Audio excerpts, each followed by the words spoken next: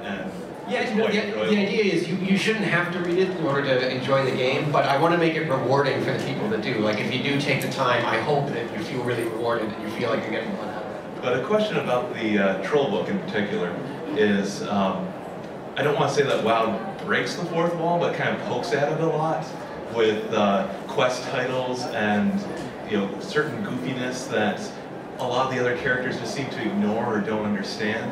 Did you feel like you had, with Trolls being one of the more comical in that sense, not comical in like the way the goblins are, but comical in that sense, did you feel the need to get that into that book, or do you say that's silly and I don't really... Well, again, humor is certainly a part of all of what was, of Warcraft. I mean, if you can't write some humor into it, you're not going to have a Warcraft story. The situation that the characters that I was dealing with or put into was not a situation for a light sort of rom-com. It's a little bit more nasty than that, but there certainly is plenty of room for grim humor, and there certainly are, jokes buried in there.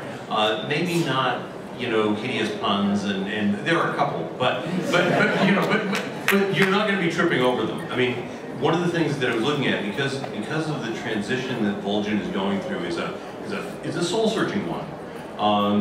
That I wanted to make sure that it was serious enough that the changes he goes through seem real, as opposed to just him laughing it off the way he might in a sitcom. So definitely more of a dark comedy than a meme kind of. Definitely more of a dark story with some comedic elements, as opposed to a dark. So you're gonna even like this? You paint it more as a drama. More with drama, but again, you get that sense of humor as well as action, and again, all of those elements that you want. Yeah. Thank you. The other thing we're fine-tuning is the Trollish accent. So for some of you wondering, what's a book of 300 and some pages going to be like with a Trollish accent all the way through? We're working on that, and we're adjusting that and kind of... I think Michael came up with a very clever solution for that.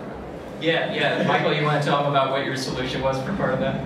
Well, just as you said, Vol'jin starts off a little bit worse for the wear, so he gets stabbed in the throat. Learning to speak affects his accent. From that, we're learning to speak again. He's not very talkative. No. One thing, while we're on the subject of trolls and kind of the troll racial character, as you know, in the game we have the Zandalari trolls. Now the Zandalari are meant to be kind of the proto-trolls, kind of the trolls from which all these other troll empires eventually came from many thousands of years ago. To date, the Zandalari have been depicted in game. We've just used the regular troll model because we didn't have anything else. With the upcoming patches, we have new troll models. We actually have Zandalari trolls, so you can see what the Zandalari actually look like. They're more upright, a little more badass, a little more regal, because this is a troll civilization that never fell. Most of the troll civilizations you see, the guys kind of hunched over a pot full of eyeballs, doing undo. Their empires fell long ago. You see the ruins all everywhere. This is a troll empire that was at its height before the Cataclysm, and so they are badasses. And I think you'll see that reflected in some of the patches and in some of our models going forward. So it'll be interesting to kind of, you guys finally get to see the Zandalari as we always originally concepted them. First of all, speaking of comedic titles for quests, I would like to thank whoever made Mogu Oh Nogu as a title of the quest. That gave me a good chuckle, so I appreciate it. But my question is actually, a game like, let's say like Star Wars, like the Old Republic, how it has you play through the storyline and really be like immersed in your character themselves, and you get to hear them talk and interact with everybody. Do you think in WoW, since it's very much, your character doesn't speak for himself really, and you go through all of the quests just listening to what's going on, and like, you're there, part of it, but the only time your character ever really says something is that the quest text will say like, oh, you say this to the person. Do you think that really like affects how you guys will implement the story, or do you think it would be different if you had a system like that? Oh, it absolutely changes how you tell the story. I mean, you can see it's a conscious design decision to do it that way, and you can see if you make the other decision, you can see what kind of game you can make. You can do a very different type of story and a very different type of game. For WoW, we really want your character to be you, so you can kind of determine how you sort of react to these things. It's tough sometimes. Like if you want to play a real badass, we often have you do heroic things, and not necessarily Like tying us to the bottom of a helicopter and having us throw bombs at monkeys. Yes. Thank you. And you can ask yourself, like, would my character do that or not? But we really Absolutely. Yeah. I totally would. But it is a conscious design decision to tell the story in that way, and that's I don't want to call it a limitation. That's sort of the framework that we put up, and then we have to work within that framework, which is it's a lot of fun. It's a lot of fun to tell the story that way. We're in the environment, you let the characters be themselves. I just have to say that I am one to read the quest, but I do sometimes skip it, and I do find that it's easy to follow. It is when you're just going along. It is once the quest is finished, you kind of get what just happened. This is a lore question. With Mists of Pandaria, what made you decide to make the island what it was? In case somebody has played it, in case some people haven't played it yet. Continent. I made the same mistake. What made you decide to make the continent what it was?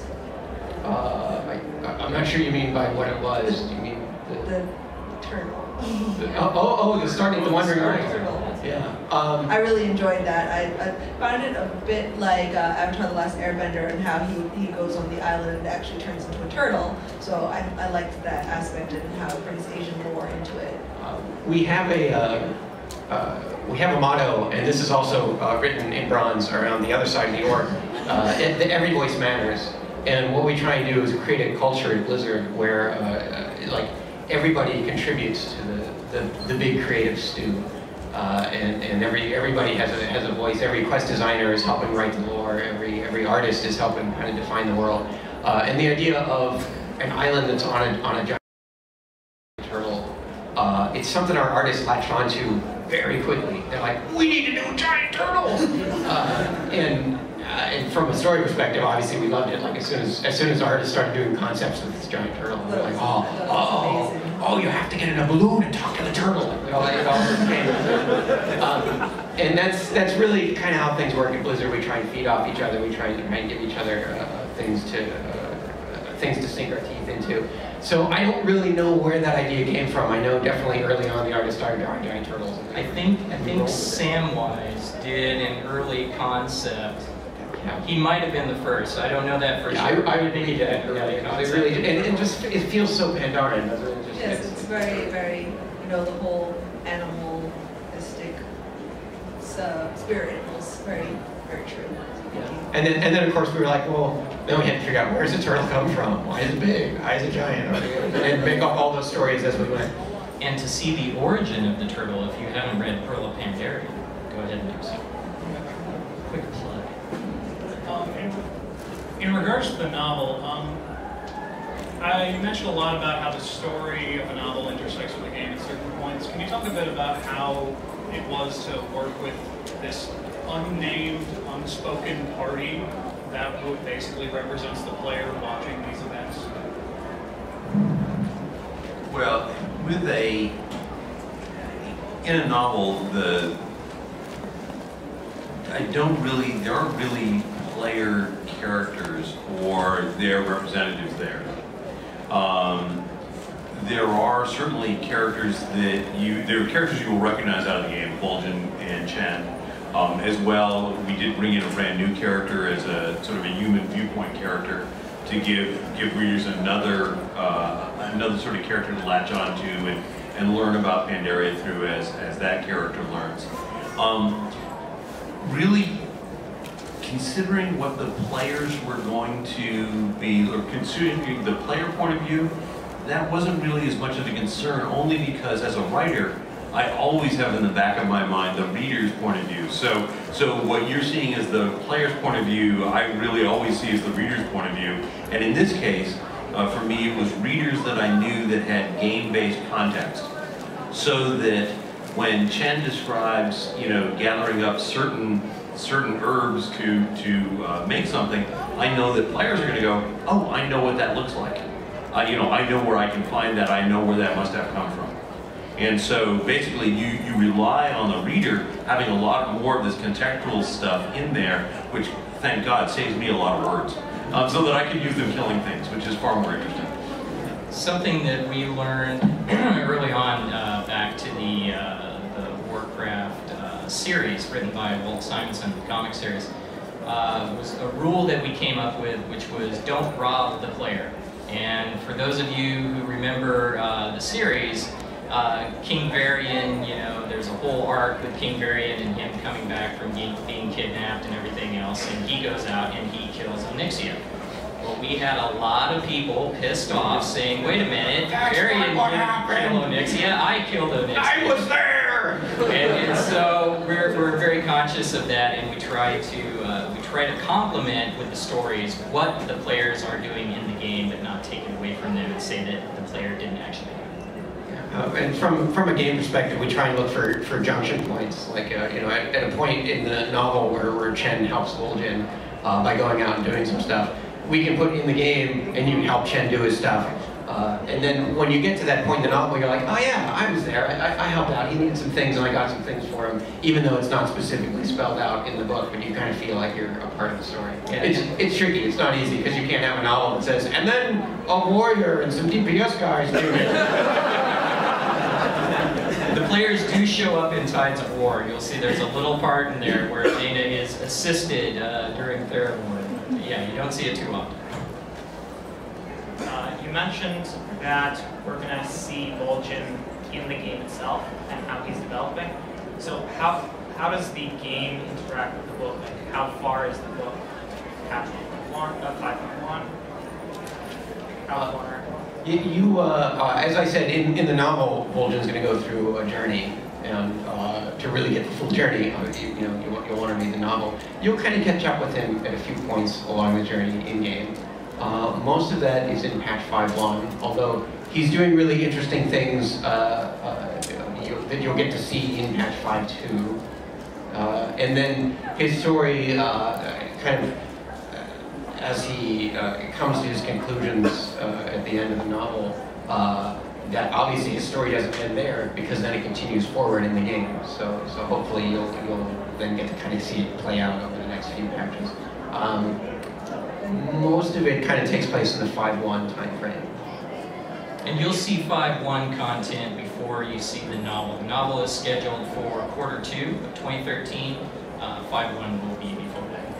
And I think it's safe to talk about this because I saw the art right before I flew out to Comic-Con. But Vol'jin is getting a new in-game model that does justice to the Yeah. Long overdue. Alright, one more question. Sourfang has been in Northrend since the end of Dragon. Will we see any progress with him in Moss? Maybe as potential to be the new war chief? What do you think about him as war chief? What do you guys think? Yeah. I got a Somebody likes it. One person likes One us is a douchebag. Basic campfire. So, one of our challenges with this franchise is there are hundreds of characters to keep track of, and it's really hard to tell a coherent story when you have to make sure to involve all the characters all the time. So, and we've worked on that before, Lich King, or fighting Deathwing, for instance. There were some characters in the lore that definitely wanted a piece of Deathwing that we didn't really get a chance to incorporate into the game. We had to really focus on the main characters and such. So Sourfang, we really should do something with him, but we'll have to kind of see where he fits into the story and if it's worth taking the time to do that. Because, you know, again, gameplay first, so you don't want to be playing the game and then have to go through adventures with like 50 different characters, because we have to go through the list and tell what everybody's doing every time. So it's a good question, but